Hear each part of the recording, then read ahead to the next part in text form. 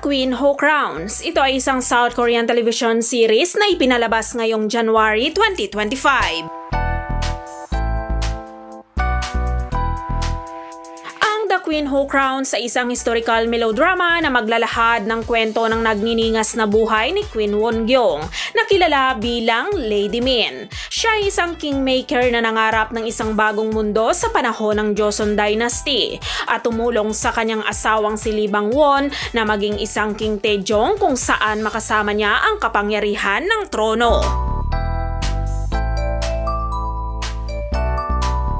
Si actress Cha Ju-young ay gumanap bilang Queen Won-gyong. Siya ay isang babaeng nangangarap ng bagong mundo. Siya ay anak ni Min Jae sa panahon ng Goryeo. Nagmula siya sa isang prestihiyosong pamilya na maraming matataas na opisyal ng gobyerno sa maraming henerasyon. Si Queen Won-gyong na kilala bilang Lady Min ay kasal siya kay Prinsipe Lee Bang-won.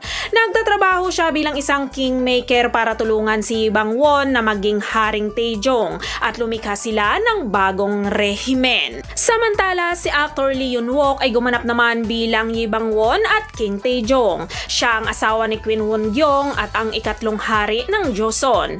Matapos maging hari ni Lee Bang-won, nakakuha siya ng maraming mga babaeng asawa niya. Si Queen Won-gyong ay nagalit sa kanyang mga asa-asawa at ang kanilang relasyon ay lumala. Upang palakasin ang kanyang otoridad, kumilos si Haring Taejong upang manatiling kontrolado si Queen Won-gyong at ang kanyang pamilya.